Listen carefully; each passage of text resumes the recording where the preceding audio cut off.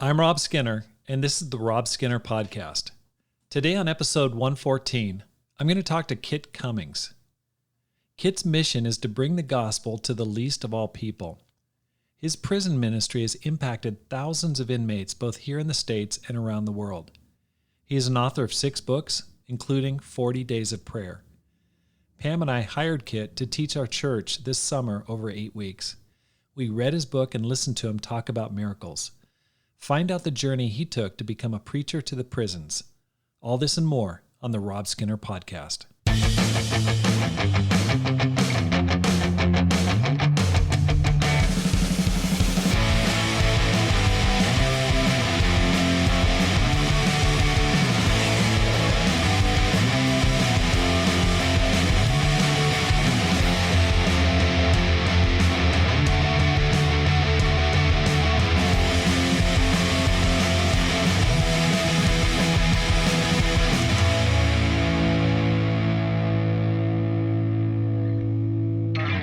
Welcome back to the Rob Skinner Podcast. My goal is to inspire you to live a no-regrets life, make this life count, and multiply disciples, leaders, and churches. I want to invite you to the 2021 Small Church Leadership Conference. The theme is Climb. This is for anyone who wants to grow, who's leading a small ministry or small church, and who desires to get inspired and get encouraged coming out of COVID. This is the second conference that we've had. The first one we entitled Look Up, but this one is called Climb. It's December 2nd through 5th, 2021, December 2nd through 5th of this year in Dallas, Texas. We're staying at the Marriott Las Colinas. We've arranged hotel prices of $109 per night. Early registration is $125 until June 30th. Then it goes up to $150 until August 31st. And after that, it'll be $175. So please, you don't want to miss this event. It's going to be so inspiring, so encouraging, so equipping. You can register today at robskinner.com and look for the Climb Conference tab. That's robskinner.com/climb-conference. I look forward to seeing you in Dallas in December of 2021. Kit, great to have you on the program. Thanks for having me. I've been looking forward to it. Me too. I got to tell you, having you teach my church for the past 8 weeks has been such a blessing. And I'm so grateful for what you've done, just your life. And I look forward to keeping in touch going forward. Yeah, I loved it. I'm so impressed with your congregation, your family there, and the way you're building it. It's so easy to connect, and yeah, I feel forever connected. You can't get rid of me. We're friends. I know Well, once I got to know you a little bit, I thought I got to have this guy on my program, my podcast. Can you tell us how you became a Christian? Yeah. So I just celebrated my 32nd spiritual birthday. Wow. So it was 1989. I was probably the least likely guy to go in the ministry, but maybe just to become a Christian at all. We honestly, I grew up in a good family that taught me good morals. I didn't make good choices, but it wasn't my thing. I didn't go to church. I had never studied the Bible before. I would kind of go to, I don't know if you guys have Young Life or FCA, but it was more just kind of a popular thing. And so anyway, drug and alcohol addiction run through my family line, and especially through the men. And my dad and his dad and his dad, and it didn't miss me. And so early on, I began to medicate feelings. It was kind of those that are adult children of alcoholics, it's a very insecure, tumultuous kind of family situation sometimes. And that's how I grew up. And so I grew up basically hiding and, kind of doing what I wanted to do, but being the son that said, no, I won't go work in your field. And then, change your mind and do it. I was the other guy. I was like, yes, I will. And then I didn't do it. And so anyway, it was kind of just the perfect storm. My dad passed when I was in college, and it wasn't, it was a tough way to go. And that set me up kind of for a little season of just wild, I was out there doing a lot of things growing up. And and then I met a guy. I was trying to get in shape. I was trying to stop drinking. I was 25, and I'd literally gone through a burnout at 25, which is kind of like, wow, that's young, but that's Right. how hard I was going, drinking, drugging. And I went and tried to, a basketball player growing up, pretty decent. And so I decided I want to get in shape. And so I went to the YMCA, started playing basketball, and there was a guy that was out there, and he just was set apart. He was different. He kind of had a shine to him, and he was clean, and he didn't cuss. We're all out there just being pagans. And he always remembered my name. I never remembered his. It was just like this. It was just like, man. And so, one day I decided I got to figure out what's up with this guy. And so I went to followed him to the water fountain, and I said, basically, I said, "What is your deal?" And he's like, "What do you mean?" And I said, "What do you do?" And he said, "I'm a minister." And I said, "Well, I never met a minister like you." He was young and cool, good athlete, but he seemed to really care genuinely about people. And so I literally went from there, and I said, "Where's your church?" And he said, "Downtown Atlanta." And I said, "Can I come?" And he said, "I was going to invite you today." And I said, "Can I bring my girlfriend?" He said, "Yep." And so I said, "I'll meet you there." And so we were there early. Halfway through the sermon, I was crying. It's like, man, this is what I've been looking for. And again, I didn't have a spiritual bone in my body. And so I went and met Steve Sapp, who was leading that church, and turned myself in, said, "Hey, can we have lunch?" I was just the perfect mark. And I went to Ron, the guy that met and, helped me become a Christian. And I said, "Man, I want to study the Bible." He said, so it set us on it. I mean, I would have been quicker than 2 weeks if they'd have let me run the pace, but it took 2 weeks. I was baptized. And within 9 months, I was in the ministry. It's like, I don't do anything a little bit. So I was like, I got to preach. And I'd never spoken before. And so it was that. It was just God had his way with me, but it was really the example of a guy that stood out to me. Tell me about those early days in the ministry before 2003. Man, it was, I felt like I had come home. I was looking for a family, a place to belong, a safe place to be validated, very complicated relationship with my dad. And now he's gone. I can't fix it. We weren't cool when he left. And so it was everything I'd been looking for. And so they embraced me, how we do, and just loved me, and I was just like I was a mess. And then, I quickly figured out, man, whatever I want to do, what he does. Mm-hmm. His name's Ron Clendenin, and the guy that saved my life. And I watched him, and we'd get together, and then I would just follow him around. And then I'd get into studies and watch him do the studies, and I'd watch him teach. And I'm like, man, if I could ever do that. Right. And see, Stephen Kim in Atlanta, the church was, I don't know, 600 people or something. It was kind of small. It grew to 5,000, Wow. over the next 10, 12 years. So, I mean, it was like I was a part of that. And I was the beginning of the youth movement in Atlanta. Stephen Kim had only been there a few months when I was, baptized. And he wanted a young staff. And there was no young guys on staff. There was just no real campus ministry. Singles, yes, but it was an older. And so he hired me, 9 months in. And so I kind of became that, young, zealous, passionate guy that turned out to have a gift. So it was a crazy ride. And I just, I started out with campus ministry, and then I started an arts and entertainment ministry, and then singles, how we do.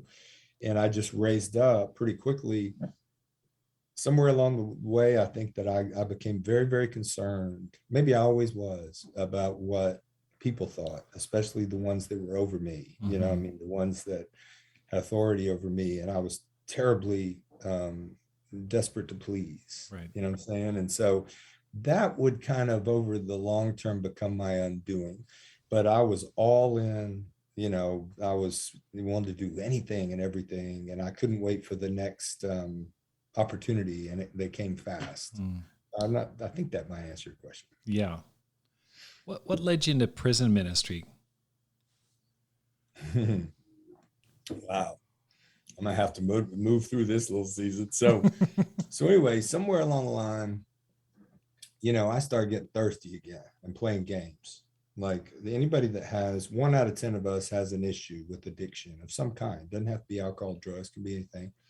But our brains are built a little different. And I was definitely that guy. And so basically I, exchanged my addiction for alcohol and drugs and things, and I became addicted in a good way to God. Once I tasted that the Lord was good, it's like I Right. wanted more, more, more, more. And that was really good. But then somewhere along the line, my calling became a career as I was in charge of managing more things, whether it Right. be 1,000 singles in the Southeast or managing a couple other churches besides mine, and eventually kind of became the right hand guy, to Steve over, and it was heavy. And so that led to my second burnout in life at 40. And I went through a real tough time that I really brought on myself. Ended up going through a divorce, which was very, very, oh, anybody's gone through that, God bless them, man. But for a preacher and a pretty, I was kind of prominent. I don't know, that's not a good word, but you know what I'm saying. I know. In charge of a lot of people. And after I fell out, that was 02, 03. I got out when a lot of guys were getting out, but a lot of them were getting out for conviction. I was getting out because I was tired and I just couldn't do it anymore. Mm-hmm. Marriage was on the rocks. I was drinking. And so it was the perfect storm. And when I got out of the ministry, my marriage quickly fell apart because we weren't surrounded by elders and, Right. peers and, evangelists. I was always very protected. They always had at least 2 elders on me, so I couldn't get too much. After I got out there wasn't anybody around me. And oh gosh, I went back to that guy, that was pre August 19th, 1989. And I thought all that stuff was taken away in the waters of baptism. You know what I'm saying? I mean, I understand I was washed and I was cleansed in the blood. I get it, and I never doubted that. But now all of a sudden I was out there, and that sinful nature that I thought kind of was gone. It had been doing push-ups in the parking lot. You're waiting on me to get out there. And so, I went out there and did what I do, which is I go after everything with all I got, good, bad, ugly, whatever.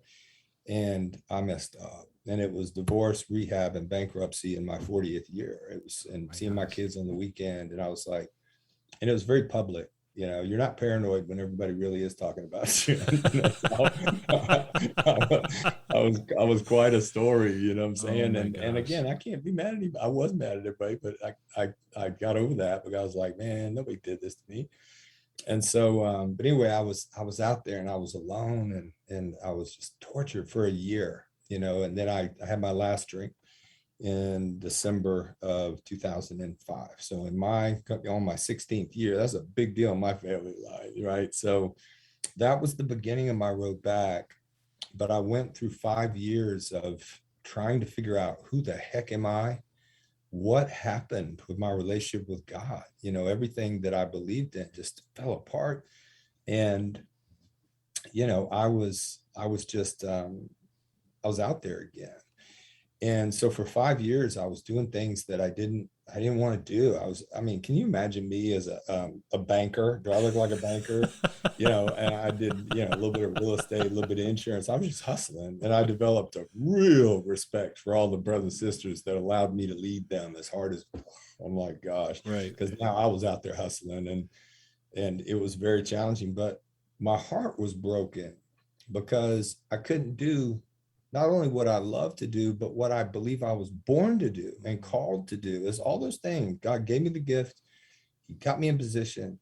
He saved me. He called me, and my gift was given, and he did everything he was supposed to do.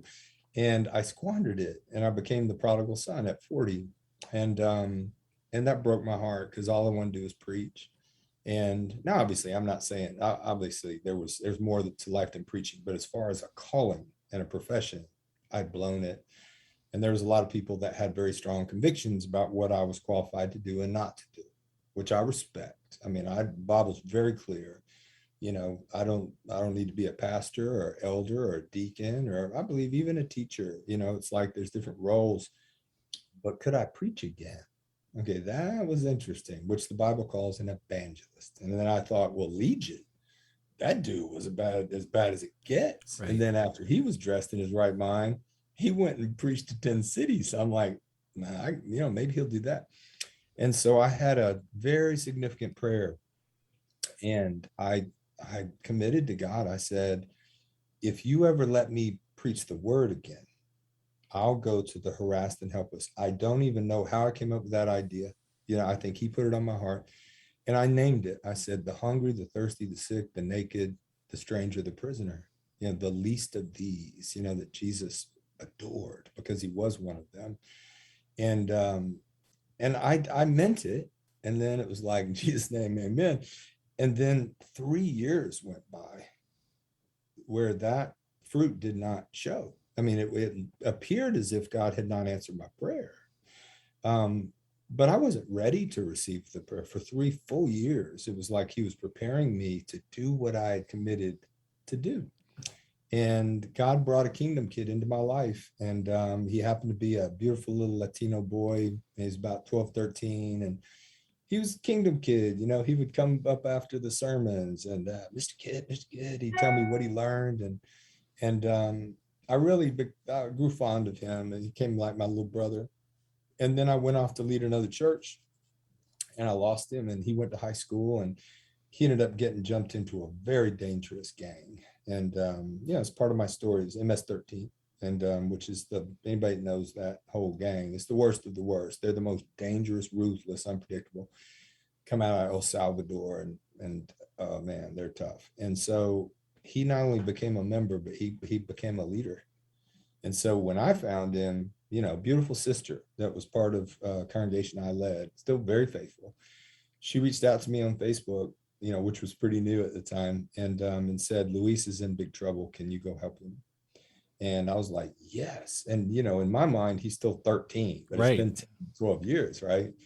And so I drive to the jailhouse, and he's there, and what walks out is not a little boy, but a grown man, and who just, covered with tats, and his eyes just looked like they had died.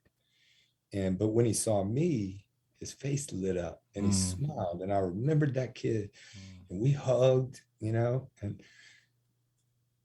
that was a moment for me, because I saw him for who he was. I knew him when he was 12. I didn't see this MS-13 violent man that was charged with a gang-related murder and a potential death penalty. The feds took over this case, and they aimed to kill him. And I'm like, whoa. So I was thrown into this crazy ministry, and I was working with my little brother. I wasn't working with a dangerous gang leader, because they told me how dangerous he was. And over 2 years, through the glass on the phone, I followed him from one institution to another, and he ended up getting baptized on Cinco de Mayo behind the glass. And it goes against everything that was in our box. I'm like, I can't, this dude, he's ready to die for Jesus. Because I said, are you ready to die for Jesus? That was counting the cost with him. And he said, I've been willing to die for my gang for 10 years. I'll die for him. And yes. And I was like, he's ready to be baptized. This goes against all the rules. I can't hang with him. He's getting ready to be shipped off somewhere. And so I ended up testifying in court for him. MS-13 sent me a, very scary text. I had to, we had cops in my cul-de-sac for a minute. It was crazy. And God just threw me in. And one night when I was driving home from the jailhouse, and I'm crying and I'm praying, I remembered that prayer. Wow.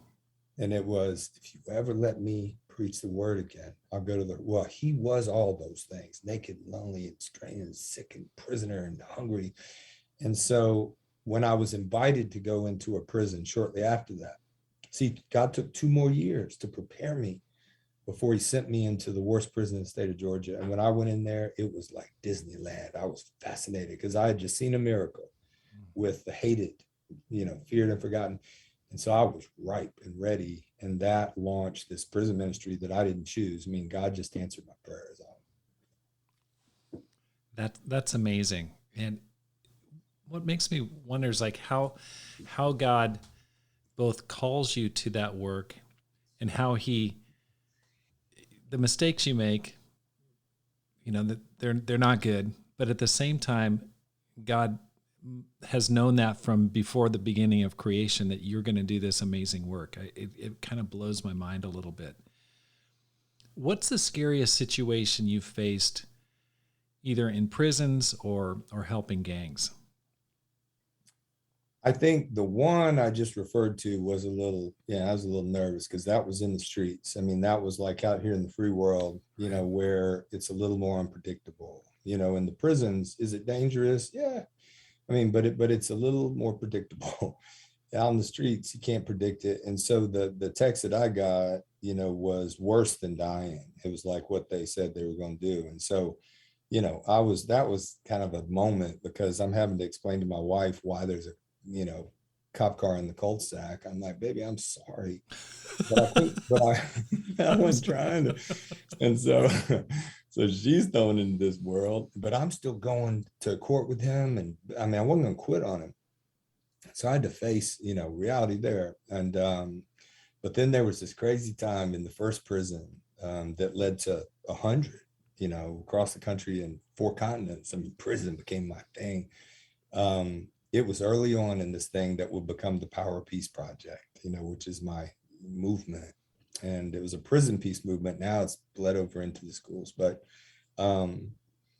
it was starting to build. It was 12 men, white, black, and brown. We had a Crip of Blood, a Gangster Disciple, a militant Muslim, Aryan Brotherhood. I mean, we just had this little band of brothers and we were dreaming together. And I gave them a challenge and we did an experiment and they tried to see if they could live nonviolently in Georgia's worst prison just for 40 days. And I wrote what became, the first little book around it that I wrote, and magic happened and the word started spreading in that camp instead. So they were supposed to keep it to themselves and they couldn't.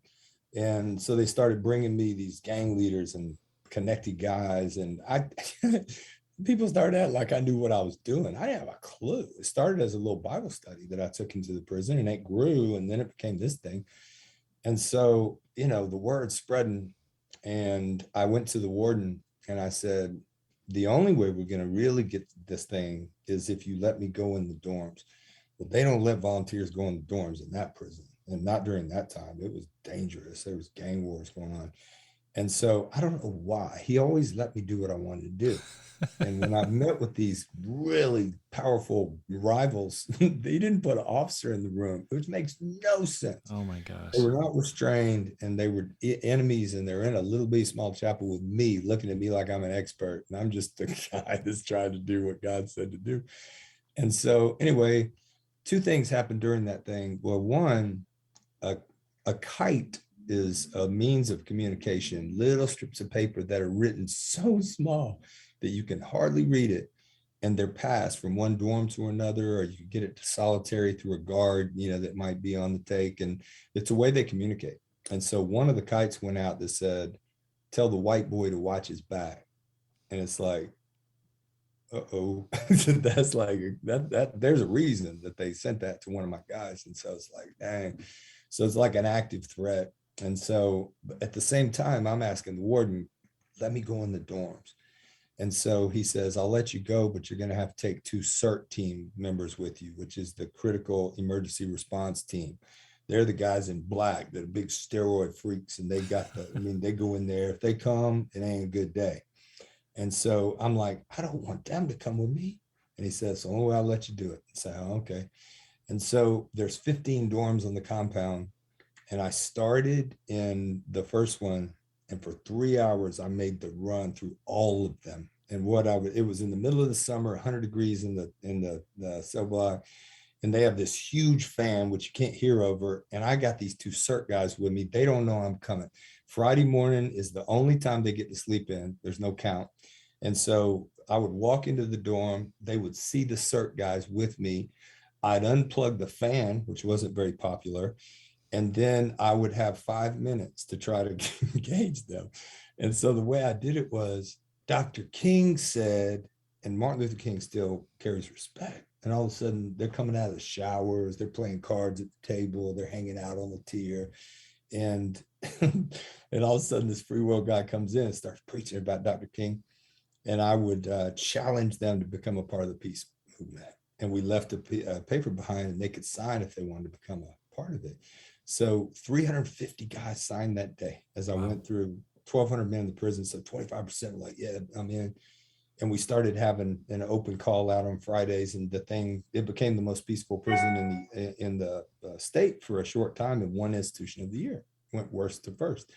But the scary thing was, yeah, I got way too comfortable in a place you shouldn't be comfortable. Right. And as I'm preaching, and I want you to put yourself in my place. Okay, you're preaching. All right, you're in the middle of a sermon, and you've got a congregation in front of you. All of a sudden, somebody walks up behind you and whispers in your ear while you're speaking. That's what happened to me. Coming up from behind me, that's one thing. And he said, you better get that beep out of here, white boy. And just, challenged me as I was preaching. And so I couldn't stop. So I just kept preaching. And so I went out, and then I went to the next one. And remember, there was a credible threat. Tell the white boy to watch his back. Well, I just heard that. And so it was like, well, what am I going to do? I'm like, I can't stop. And so, miracles happen. But then the word kind of got out that I can't really say my nickname. I don't want to offend anybody. I'll say it. But they called, this is a safe place, but they called me the crazy cracker. That was kind of the thing. And they're like, man, I don't know what we think about him, but he's crazy, and we dig that. And so that kind of became my thing, as I wasn't afraid, and they embraced me. And so, that's a couple of times, but there's a whole lot of stories where it was kind of edgy and, Oh my gosh, I can't even imagine. So that's you how. learn how to preach when you go preach in the world. Oh my gosh, I can't. People don't know you, Right. So that's how you got the 40 days concept. You just said, hey, let's just try if we can create peace in the prison for 40 days. And that was 40 days of peace, or one? The first one was called 40 Days of Peace. Okay. Yep. Okay. Then you went to, later on, you went to Tijuana, and you were sharing about this the other night, which was pretty amazing. Can you hit on that? Yeah. A wonderful brother in San Diego. You probably know him, Jeff Wadstrom. He'd been around, became a good friend of mine. He read a book of mine, reached out. We started talking, found out about his work in Tijuana, flew out there, went in Tijuana, changed my life. Tijuana is arguably the most dangerous city in the world, unless you're talking about war-torn, Middle East or Sudan, right. or whatever. And so, man, I went down there and saw what they were doing with the kids, these kids that come off the streets, and they were protecting them from the cartels through soccer. And it blew my mind. So the reason Jeff reached out was he heard I was doing prisons, and he said a lot of our players' kids, the players have parents, fathers that are in prison. There's a prison in Tijuana called La Mesa. And so La Mesa is 5,000 men packed into a prison that's built for 2,500. And it's a third world prison in a cartel world. So the cartel runs it. And it was fascinating. So we went in there, and I had one of my books. Now it was called 40 Days to Freedom, right? I changed it. Now 40 Days to Peace, 40 Days to Freedom. And had it translated into Spanish through IPI and Tony Mahal and those guys. And we took it in, and they gave us 50 guys from, one of the tougher places where they were having some issues. And so those guys marched in. They didn't know who I was, me and Jeff, and I don't speak Spanish. Right. They don't speak English. Most of them didn't speak English. But our interpreter was named Jesus. So I joke and say Jesus was with us. And so miracles happened. Over the next 6-8 weeks, it was so cool how these guys came together. And I thought, man, this is universal. This is crazy. But the way that it started was, and again, imagine if this was your challenge for the day. So he sent me to the place where they were just, I'm talking about rough dudes. And there were 10 cells in a row on this big row. And each of them had 15 to 20 inmates in one. That's where they live. They're just in that cell. And they get out every now and then to go wreck or, go out and get some sunshine. But basically, they live 15 guys in a cell, and they have to figure out how to do life. Who gets food? Who gets the bed space? How do they bathe? Just the whole deal. How do they deal with conflict? And so I asked the the warden if I could kind of generate some interest, in the Power Peace Project is coming. And so, but they're all next to each other and they can hear one another. And so I go to the first one and I said, hey, listen, Power Peace Project, we're coming here to peace movement, man, throw up peace signs. And they're looking at me and I said, peace signs. And I have an interpreter. And so they're like, peace signs. And I said, all right, here's what we're going to do. If you guys want to be a part of this, here's what I want you to do. I want you to yell, Paz es mi poder, which is the closest thing to saying, I am the power of peace, which is our deal. And so the first ones, I was like, okay, 1, 2, 3, peace signs, Paz es mi poder. And they're like, Paz es mi poder. It's kind of like it was, all right, that was pretty good. All right, well, I'm coming back. See you soon. Then I went to the next cell right next to him and I said, did you hear that? I said, nah, we're not gonna do it like that. You guys, I mean, come on, I need real men. And it's being interpreted and they're like tripping on me. And I said, now I'm gonna say passes me poder, 1, 2, 3. And they're like, passes me poder. And I was like, oh, that's pretty good. Well, the next one, they're expecting me. Right. And so I go right next door to the next one and I'm like, da da da da da. And they're like, passes me poder. By the time I get to the 10th cell, it's like, ah, and they're laughing, throwing up peace signs. And I said, I'm coming back, and so we rallied this whole little block. And then I'm walking out with the captain and he goes, they're not allowed to shout in this prison. So I had them shouting, from the rooftop. So, that's kind of how it went down. And then I went back and saw him several times and it became a really cool thing. I went out to be with Jeff and stayed at his house in San Diego. Probably 9 months out of 12 in 2016, going into 2017. Every month I go out there and stay 5 days. We go down in Tijuana and find miracles, man. And it changed my life. Wow. It led to the book I wrote called Protect the Dream, which is the one I do in schools. And that was inspired by those boys of Tijuana. It seems like it's just exploded. Your prison ministry, you've been asked to work in Selma by the government. I mean, it's brought you to rub elbows with quite a few people. Can you just talk about, where it's at now in terms of this whole ministry? Can you kind of give a broad picture of what you're doing and the programs you're excited about? Yes. So it started, I always remember, it started just because I wanted to go see my little brother. That was it.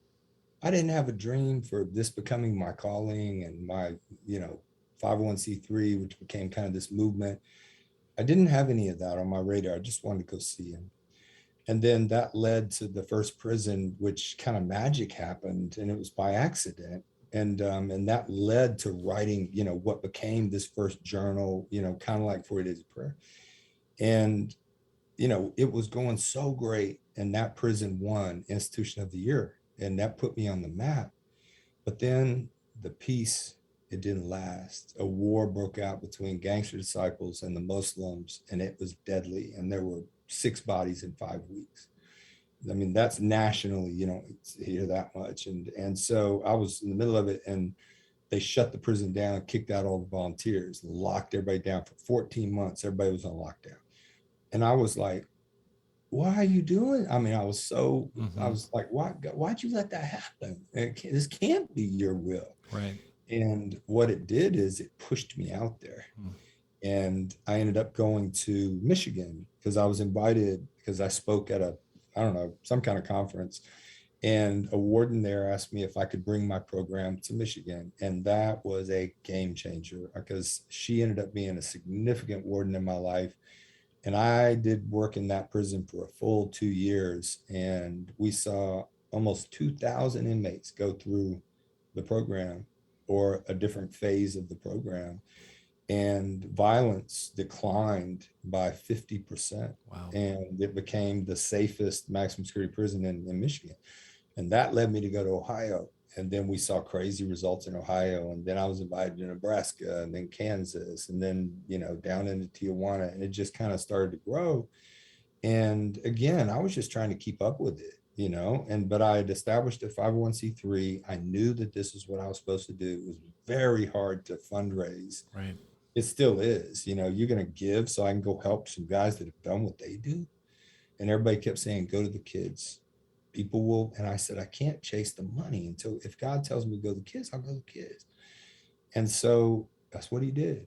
when I would go to a new prison, the schools would typically find out about what was going on in the prison, and I'd be asked to speak. And then when I spoke to these kids who are a tough audience, 12-year-olds in a gym, with bad acoustics, it's very hard to keep their attention. This kept their attention because it was gangster, and it was something that, wow, it was sexy and edgy and Right. everything. And so I saw that and I was like, whoa. And so I developed a program for the kids. And then I would play off one another. I'd go in and tell the inmates, man, you are the role models to these kids. Do not be knuckleheads, because I'm promising them y'all are doing this. Then I go back to the kids and I'd say, hey, these guys are putting their lives on the line, being peacemakers. Do not dishonor them. Like, you need to straighten up, Right. follow their example. So the inmates became role models, which made them feel noble. The kids had these unlikely role models, and they were following, and it just kind of developed a life of its own. So the school ministry was born out of it. But then I kind of made the mistake of spreading out too fast because there was a lot of demand. So I would go and launch the program, and it started diluting, the power of it. And so, I had to really focus. And really, it kind of changed over 10 years, but then the pandemic it shut me down. I live audiences is my whole career. And so I had to recreate this thing and figure out what is my best and highest. If I got one life to live, what's the biggest dent I can make in the world? And it was prevention. Try to keep kids out of prison and shatter that school to prison pipeline. And so I started doing more inner city schools, and then I started doing more juvenile justice, juvenile facilities.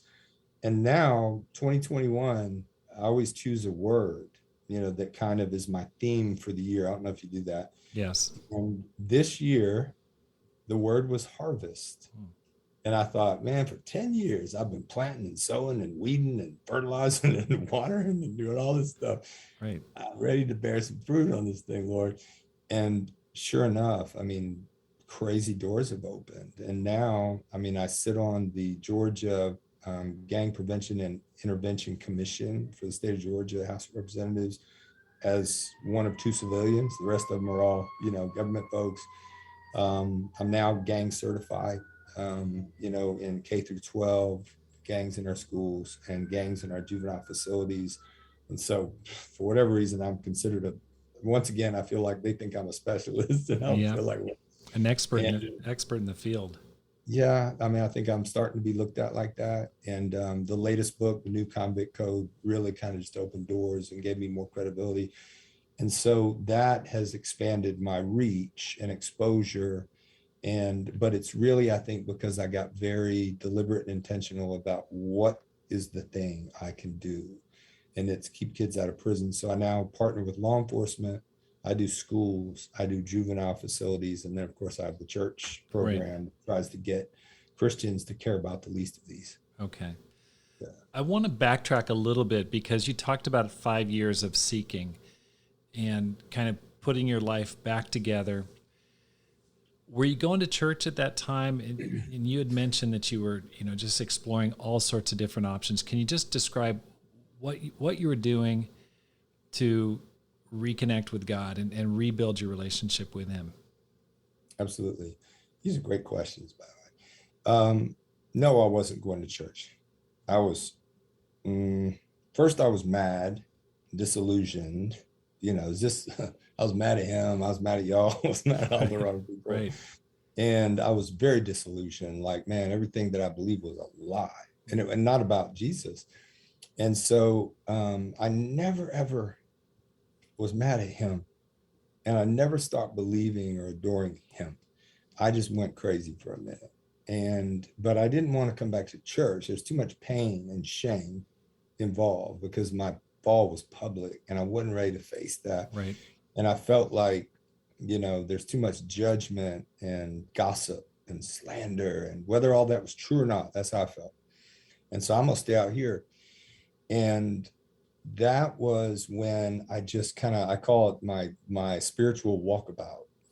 I started just following invitations and open doors, and my motto became, every time I would speak, I would say, I go where I'm invited. And then I would follow the next invitation Right. until my board ended up saying, quit saying that. You got to stay in your lane, dude. And so I got invitations and I started traveling, and now this was not great for my marriage, which I'm sure will come up in a minute, but I was out there on my own, and I didn't, it was me. And I think maybe it was a time, sometimes when God healed people, when Jesus healed people, he'd take them away from the crowd, and I feel like he was taking me away from the crowd. This is a time you're going to have to do on your own, kind of the hero's journey. It's time to take some mountains and, storm some castles and slay some dragons and hopefully win the maiden. Right, right. And I did that. And it took me crazy places, to Africa and Asia and Latin America, and just crazy. And I was walking into these crazy places, and I'd get off a plane in a place I'd never been, just solo. And I would have somebody there was waiting on me. I'd ride in with another group of people I didn't know. And it ended up helping me develop a relationship with the Holy Spirit, which I never really had. I believed in him. I knew he indwelled me. I knew what the Bible said he was and what he wasn't, but I had never really experienced an intimacy with him like I felt with Jesus and the Father. And there were times where I felt like the Father was disappointed, Jesus was mad at me, but the Holy Spirit was just kind of a concept, even though I said him. And when I was out there, I found myself in a place where I had to find out who he was and develop a relationship and rely on him, because I didn't have anything else. I didn't have anybody else. I didn't have my band of brothers around me like I do now. Right. I wasn't connected, back with the church like I am now. And so it was me discovering, and it wasn't that I was looking for the truth because I didn't think I found it. I wanted to learn and experience and discover all the things that I had judged. That's just on me. Right. Whether it be other faith traditions, different third world countries, science. I became just a student, man, studying theology and cosmology and quantum mechanics and philosophy. I just went crazy. And I traveled the world, and I went in mosques and ashrams and cathedrals and synagogues and sweat lodge. And I just did this. And I sat with gurus and monks and imams and rabbis, and I just did Indian shamans. And it changed me because it gave me a global perspective, which helped me a lot with learning to love people without an agenda.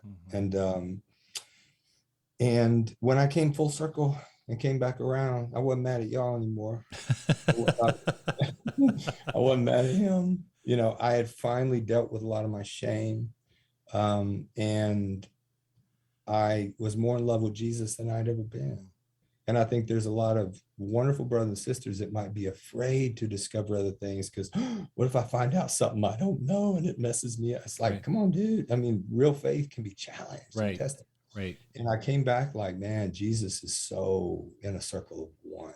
I mean, there ain't nobody close to him and right. No other faith, but I respected those faiths. Sure. And I learned a lot of that in prisons, dealing with people that didn't look like me, think like me, believe like me, vote like me. I've been the minority in my work, the majority of my career, which is a blessing for a white middle class dude. Right. From the Bible Belt. Right. Right. Absolutely. Why did you come back to church? Why? I think it was my wife. Yeah, I was remarried in 2006. And, we were, I know what it was. We lived in a neighborhood, and there were some friends of ours that had become friendly neighbors. And they invited us, to a church. And she and I had started, we called ourselves free agents, and we would go, we went to a couple of our churches, and that was very hard, if I'm just being transparent. And I can't blame anybody, but I show up with a wife that they don't know. They knew the last right, one. Exactly. And God bless her, and they didn't know her. And it was kind of like all eyes on her. And we had some experiences that were very challenging where she wasn't necessarily embraced, not because of a lack of love, just because she's not really one of us. Is she? Right. Right. And so that was hard for her, for me, it was very challenging. And so we did that a couple of times, and then we just started visiting different churches. And we come out and say, what do you think? Now think about my standards, what I was used to, what I helped build, right? And so, we just kept on going. And then we went to a church, which is it's a non-denominational church in the Atlanta area. And I always would go up and I'd shake hands with the preacher and look him in the eye and want to kind of feel him and see, let's have lunch if I wanted to find out who he was. But we got out in the parking lot and my wife said, somewhat jokingly, she said, I don't know where you're going next week, but I'm going to be here. And so I was like, all right.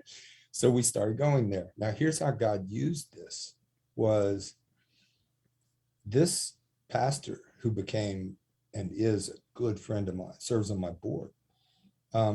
I've never seen a community pastor like him. I mean, he taught me how to build community ministry. I mean, he has monthly Bible studies, Bible study groups, small groups one's with high school football coaches. Another one is with police chiefs. Another one is with business leaders. Another one is with other pastors in the area. I mean, he's never in his office. He's always out in the community. He's the chaplain for the local high school football team. He's the pitching coach for their baseball team. You will not find him in the church building. He's out serving, and the congregation has a couple of mayors, a couple of police chiefs, a superintendent of schools. I mean, just like this is the community. Right. And I've never experienced that. Nobody ever taught me how to do that. And so I was in school, and it was really important for me to learn that, because I don't know that I'm doing what I'm doing if I hadn't been under him. Right. And so God just used that big time, and that began changing my heart, and then I began being asked to come back and preach in some of our churches, which I thought was just like, wow, they're being so gracious to me, because I made a mess of things, so, but anyway, he used what we gave him. Does that make sense? Yeah. And just kept on. I always missed him. But then again, I felt like he never ever left me. He was with me, even though I took him, the prodigal son. I now see that story as the prodigal father. The word prodigal, this means lavish. It doesn't mean left and returned. Right. And so it's a story about the father whose love is lavish. And that's what he did. He chased me, stalked me, and just wouldn't let me go. And I've got such a conviction, and I preach this in the right way when I get an opportunity, is be very careful how we feel and judge people who wander away, because God is so much more loyal and loving that he chases the prodigal. Now I see him. We just assume he waited on the ranch. Man, I don't know. He might have gone to that distant country and been very involved behind the scenes, what his son was up to, protecting him. And that was a huge deal for me, is, the way that I saw him, change me. Because I was always thinking I'm in trouble. And if I do something stupid, I hope I don't die right now. Someone go to hell. And I was so not understanding amazing grace, So, and I know that scares people. When we start talking about grace like that, we start getting worried, Yeah. So is that the church you're going to now, or are you a part of a ICOC family of churches? It's a very interesting, I believe, calling that I have right now. So the way that we have it set up right now, doesn't sound right. We're very much involved with that congregation that I just talked about in our area. And it's got a lot of elements that I think that, our people would really love and learn a lot from. At the same time, I have a band of brothers and sisters that surround us, that I have sharpening iron relationships that are more healthy and deep than I ever knew in the ministry. And these are all brothers and sisters from around the country, and especially in my little group where we do life together on virtually like this, because we're all over the place. And he surrounded me. And then I've been embraced by so many congregations, and whether I knew it or not, I found myself following the ministry of Paul.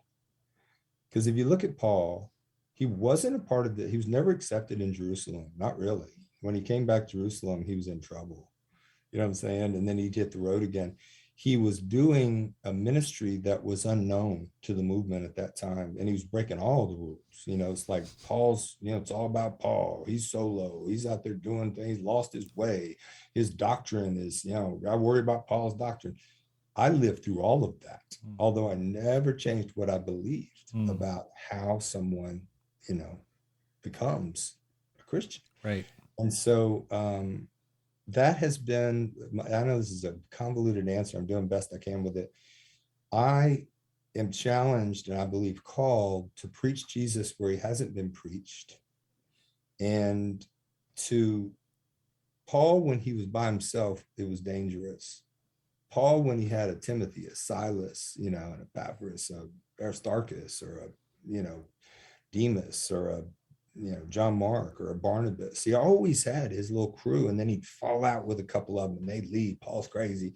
And then another one. That has been the story of my ministry, is, you know, just, and so I think that God knew it was unsustainable. So about in 2016, when God brought Jeff Wadstrom into my life, that was the first of developing relationships like I feel like maybe you and I are developing, you know what I'm saying? Where, I mean, I trust you and you've embraced me with humility and trusted me with your church, and we've shared life, and I've cried all the time in front of you. And so you feel what I'm saying? And so Atlanta's a very interesting situation, you know, with a lot of churches that used to be one church, and it's kind of, you know, it's an interesting thing. So I'm very connected to one of the congregations. I think I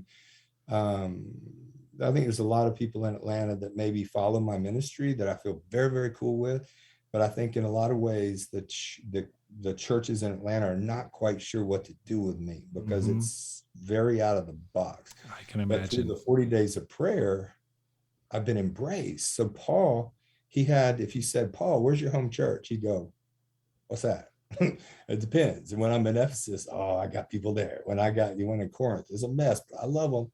You know what I'm saying? And I feel like that's where God has me. And a lot of people might not understand that or even agree with it, but I got to be honest, you know, with the question. Right. Well, let's go ahead and leave it right there. So Kit, you've written 6 books now. And I'd like to talk to you a little bit about your writing, because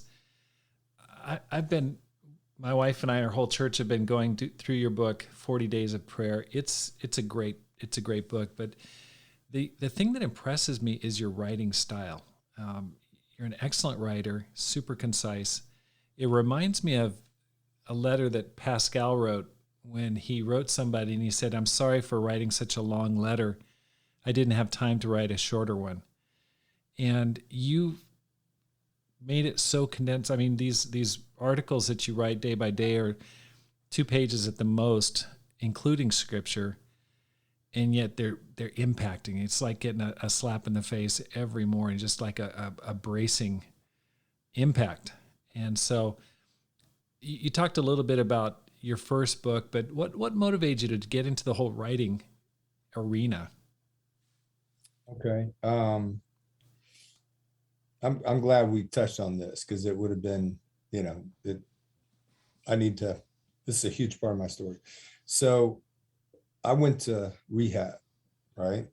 And this was 2004. And Ben Barnett, who a lot of your, you know, viewers, listeners will know Ben. You know, Ben is had a big impact and been there for a long time. He and I came up before him. He kind of came up after me a little bit, but we became close. And then I was gone and he stayed. And when I was out, like, I don't remember what the deal was, but during rehab, I was out at maybe a movie or something. There's different activities. And I saw him and Tammy in a car. And I didn't want to see him. I went the other way because I was, again, so much shame. And, but that kind of struck me, because it was like, man, Ben was my guy. Right. And several years later, I just felt moved reach out to Ben. I think the Holy Spirit was tapping me. And so I reached out to him. We got lunch and we started talking. I told him my story. And he basically said, God's not done with you yet, bro. And now there was a lot of people that were saying, God's done with you. Come back and I had done the hired hand thing, man. I came back into Ben's church and was an usher. I'd never been an usher. I told the ushers what to do. And so that's a whole nother story. But anyway, we began to get together and talk. And that was after the church in Atlanta had become 6 churches and he had one.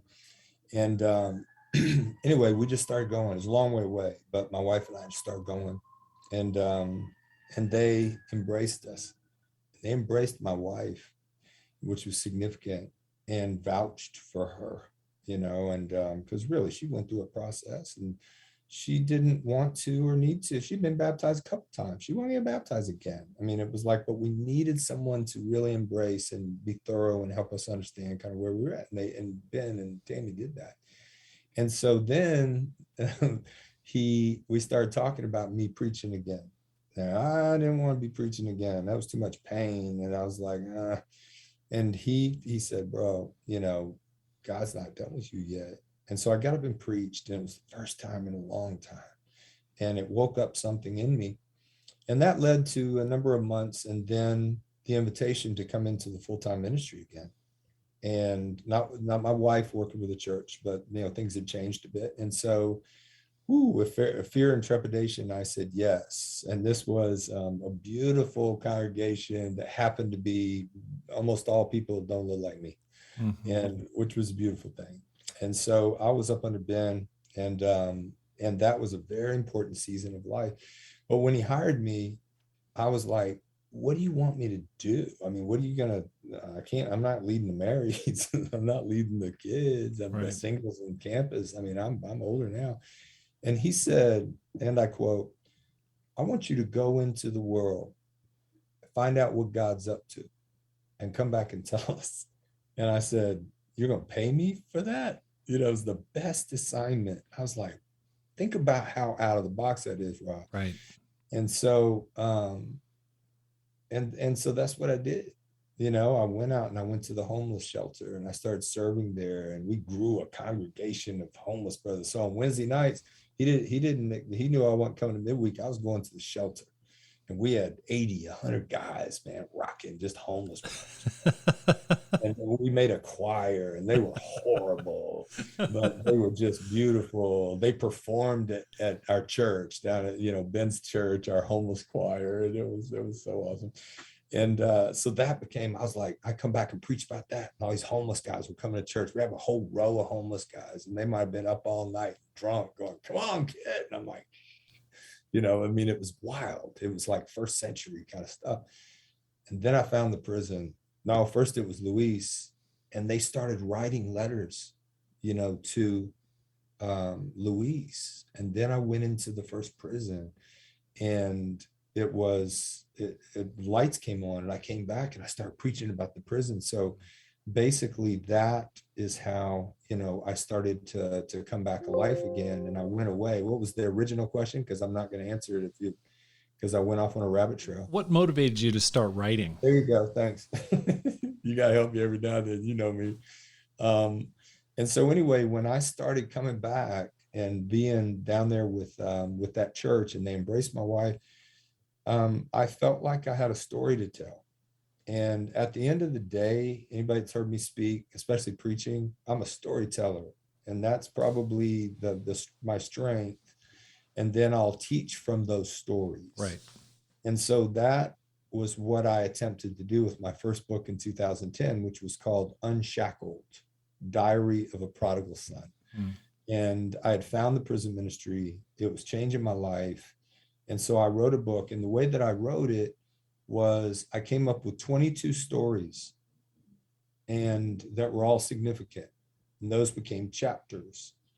And I would tell the story, and then I would relate the principles, kind of like in 40 Days of Prayer. You've got the story in scripture, and then I do a little commentary and a challenge. And so that was how I wrote that first book, was a story that I could really tell, to paint the picture some takeaways, and then an application to why it is relevant, like something about Jesus and how he cared about that.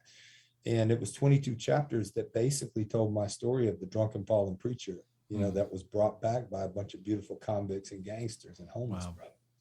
And so that was my first attempt. And I always put a disclaimer on anybody that buys that book, Unshackled, that, hey, it was my first attempt, be easy on me, And then that led to a series of smaller books that I wrote just for the prisons, and I did them kind of the same way. It was, I would set the stage, and then it was a couple of quotes from King and Gandhi and Mandela and famous world changers. I made it inclusive because I had to have the Muslims. I couldn't leave them out and bring peace to a prison. Right. And so it was very inclusive. And so those were more like what became the curriculum. But then I wrote another book called Peace Behind the Wire. And this was my first attempt to start to say, hey, here's what I have learned and here's why my programs work. And that one, I was lucky enough to win an award for that. I saw that. Yeah, an honorable mention. This is funny. An honorable mention in the state of Georgia for Author of the Year, Independent Book Writers. But I tied with Jimmy Carter. So that was kind of cool. Wow. And so that kind of, I was proud of that book. And it was kind of like, whoa, I think I feel a little bit like an author now. And that one kind of set me out there to try to start being an expert in my field. And then I did another one called Protect the Dream. And then the last one I did, which is the new Convict Code, is the one that I think is the most significant. It's definitely the longest book, but it's still very story driven. But I tell people that say, man, I want to write a book, which I'm so glad so many people are writing books. They outlive us. Right. Our grandkids and great grandkids are going to know who their grandfather and great grandfather was, right, because the book is in the Library of Congress. It never goes away. That's right. It never goes away. And so if somebody says, man, I don't know where to start, I'm like, start telling stories about your life. Right. And then divide them up into chapters and try to, some takeaways. And that's kind of how I learned to write.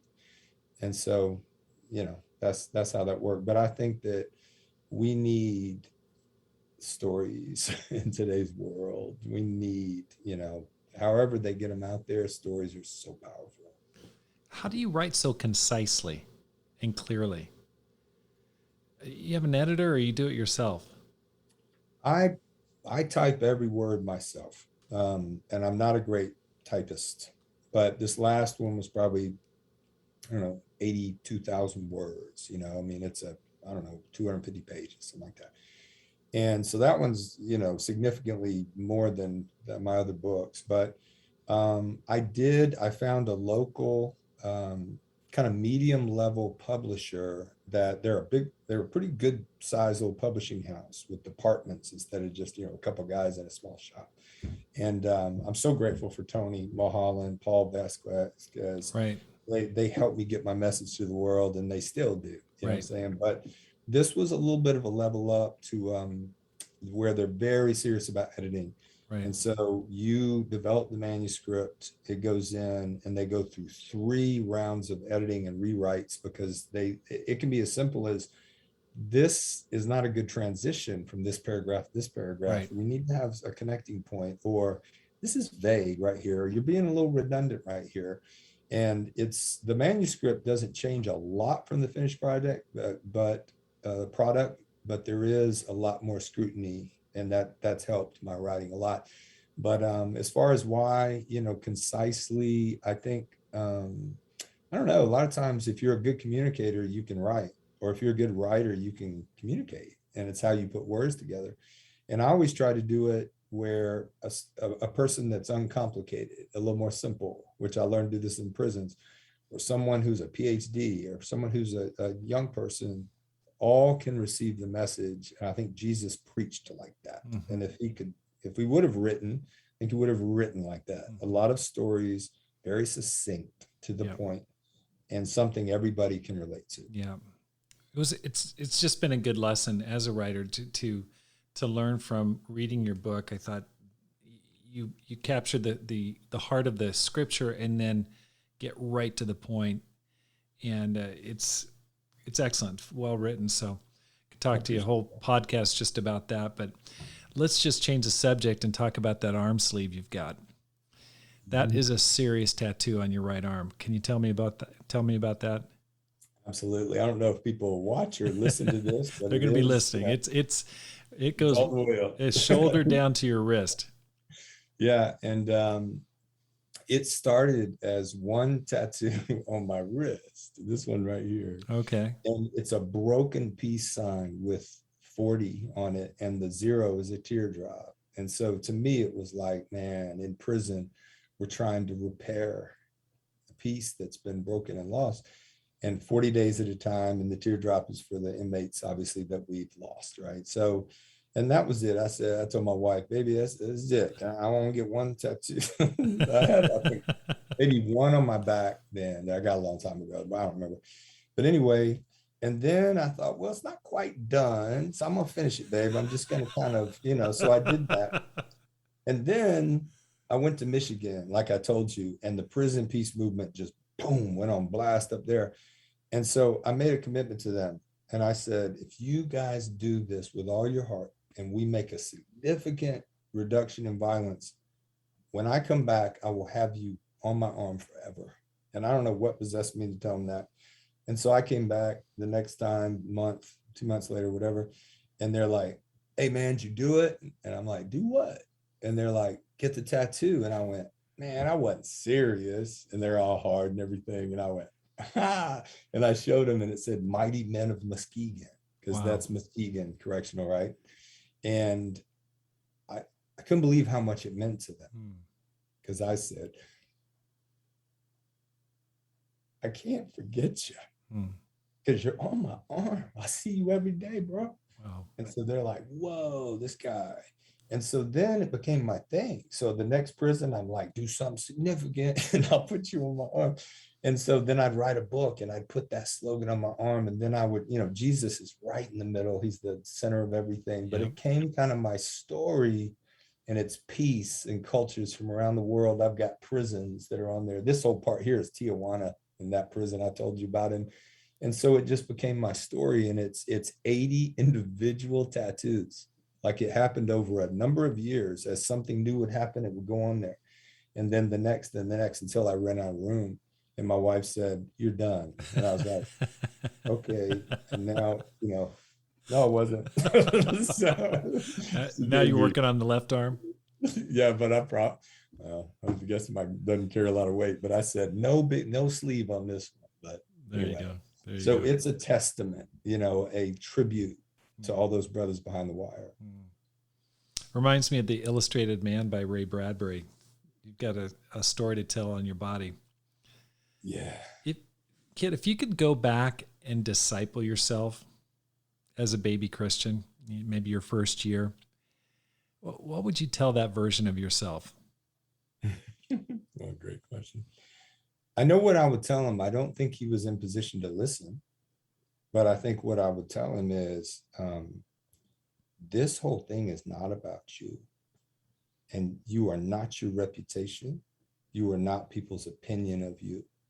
You are not your past. You're not your failures. You're not your, there was still so much ego, and ego operates unaware. Ego is the false self. And it's, you guys, and I say you guys, the beautiful fellowship of churches, they gave me everything that I was looking for. Y'all laughed at all my jokes. You stood and cheered when I got done, even if I didn't do well. You lined up to come and hug me and tell me I was awesome. And it was a slippery, subtle thing that I didn't realize, that I was getting my security from how you felt about me and how well I performed. So if I didn't do well in my sermon, and I knew Steve knew, I was terribly insecure and felt like that I was distant from God, and I felt horrible about myself. And then if I knocked it out of the park, and Steve or the other guys were like, bro, that was awesome, man, I was filled with confidence, felt close to God. That was my fatal flaw, because I really was pleasing men. And then if they were pleased, I felt like God was pleased. And now if I went back and saw that young man, I would try to help him understand, the true self. Right. and really it's not about you. You're the vessel for God to do what he's going to do. So my preaching, I don't watch it. You know, people will say things about sermons. That's always good. I remember a sermon you preached in, and I always follow with, I don't know what I said. I hope I didn't hurt anybody. You know, but my preaching was so theatrical, and there was so much volume, and there was so much passion, and there was power to it, but I felt like it wasn't necessarily Holy Spirit power, although it came from a very deep, sincere place. I didn't really know who I was. And so I was trying to, if I felt like I was losing y'all, I would ramp it up, more passion, more intensity. Well, I don't know what you think, but you've seen me preach virtually, and I don't know that I do that as much anymore. It's not kind of look how awesome. It's just trying to be vulnerable and relate to people. So I would try to get that young person and say, hey, one, slow down. You don't need to be going up, being put out in front yet. You're still a wounded little boy. Um, and like I said, I don't know that I could have received it. You know, you learn what you learn when you're ready. Exactly. Yeah. How's your second marriage different than your first? I think I'm different than I was in my first. You know, that we were married at 24 and 21. You know, we were engaged when I went in the ministry. I had stopped drinking right before I became a Christian. And so going into my marriage and early on in my marriage, I was in this weird place of sobriety, which is not easy. Anybody who's trying to get there, the first year or two is very hard. And so our marriage started in a very tough place, but I was in the ministry, so everything was new. And over time, you know, the marriage just, there was a lack of intimacy, and not, I wouldn't blame her for anything, even though I did. I don't. I see myself, and I assumed that everything was better than it was. You know, because we were so protected, we were discipled, we were the experts in marriage and counseling and children, and yet it wasn't a real passionate, intimate. And I'm not just talking about physically, emotionally, mentally, spiritually. And I would try, and we would be open, and we would get help, but I was not in a place where, I'm not saying I wasn't able, but I didn't take care of her needs. And then that is not sustainable. And so it grew cold. And then when I started struggling, you know, with drug and alcohol abuse again, it wasn't, you know, savable, salvageable. And in my second marriage, to be just, I mean, I started the same way. I got sober when we were engaged. It was almost a redo. And then we got married in the first year of sobriety. And I went into the second marriage all jacked up with, it's hard to get sober. This was even harder the first time. Right. And she rode with me on that. And I went off on this crazy ride, and I left her behind, you know. So it's not like the second marriage has been incredible. I learned all my lessons. I fell in love with my ministry, and in many ways, the ministry became the other woman. And my wife started to resent my ministry, which I'm like, why don't you love my ministry? And it's like saying, why don't you love the other woman? She's awesome, and everybody loves her. And so, you know, so there was a real distance, and I was traveling so much, I left her at home, and God just touched it. And it was perfect time, perfect place. Our beloved dog died. We came together. It's so crazy. When our dog died young, we loved this dog. I don't know, it brought us together, and it started what became a 5-year recovery program. First 12 years were hard. These last 5 years have been, you know, marriage is a challenge, but every year I just repented, and I decided all the things I didn't do in the first one, and I want to love her, you know, really completely.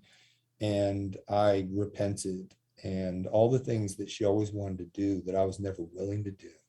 You know, I mean, and I say all this as to glory to God, not look what I do now, but these are all facts. You know, we take the dogs for a walk together after work, you know, almost every day when the weather's good.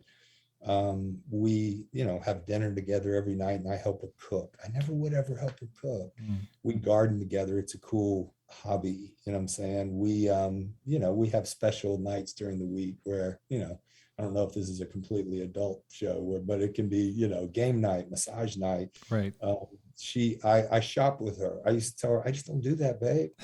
I shop with her, and I look forward to coming home to her because we have special night. We're empty nesters, which that's a beautiful thing. Oh yeah. But now it's almost like a competition. Who can take care of the other one better? And we have all kind of little games and ways to do it. We flirt throughout the day with texts, and take a bath together every night. And I mean, it's just like we're living this dream where we still have our challenges, obviously. But I don't know. I never thought that I was capable of intimacy. I thought I was damaged goods, and I had all the reasons why. I'm sorry, baby. I can't. And now God's shown me that he can do anything. And awesome. I adore her. And today is our 15th anniversary. Oh, happy anniversary. That's fantastic. Yeah. That's great. So anyway. That's great. Well, thank you so much for the time. It's been a great time to talk to you. The class that you taught was fantastic. It opened my eyes for Pam and I to start rolling out of bed, praying every morning, looking for the miracles, looking for God working in my life, and opening my eyes, opening my ears to see God at work. And it certainly helped. If no one else in the congregation, Pam and I have benefited and really have enjoyed your book and teaching. Just to wrap up, what advice would you give to a person who wants to make this life count? I would say, I just have to speak from my own experience. When I began to serve the least of these, and there's a whole lot of people that can be classified in that when Jesus was talking about that, it changed me. It transformed me. And I started realizing that when Jesus said, whatever you do for them, you do for me. And so I reasoned, okay, then the least of these, man, I need to treat them with special respect and honor, all the way to the work I've done on death row. Okay, is that the least of these? Yes. I think it's the least of the least of the least of these is that brother. You know what I'm saying? And so I started, treating them with more respect than I treat anybody else. And it was just because he said so. And I tried to experiment. And that led me to do my ministry outside of the church. And it was so much more than just inviting people to church, which we ought to do that all the time, sure. studying people or discipling people. But it got me out there on what I call the field. And that's where miracles happen. And so to those that are trying to, what I say is come alive, make the most of this life, this one life, is, the meaning of life is to find your unique gift. And then the purpose of life is to give it to the world. And if everybody did that, and that's why I was so broken when I couldn't preach, is like, man, I know what my gift is. I can't give it to the world anymore. And then when I started serving in an area that was outside of my comfort zone, I fell in love, you know what I'm saying? And it started me again. So to those that are trying to shake, the malaise, or if it's gotten dull or tired or boring or rote, whatever it is, you got to get outside of whatever your box is and start to experience what Jesus really experienced. Those who claim to live in him must walk as Jesus did. Yeah. Okay, walk like that. And then just pray that God reveals to you your special gift. And then life will make sense and you'll leave a legacy, whatever it needs to be. Thank you so much. Thank you so much, Kip, for just coming on the program. It's been fantastic, and all of God's blessings on your work and ministry. Thank you so much. And really blessings to your show. This is significant. And so, man, I pray for much success. And I hope that I said, what God would have me say today, and anything that wasn't of him, I pray that your listeners will forget it. Thank you so much for joining the Rob Skinner podcast. If you're enjoying this podcast, please hit the subscribe button and let your friends know about it and how to find it. Because my goal is to inspire you to make this life count, live a no regrets life, and multiply disciples, leaders, and churches. Have a great day and make this life count.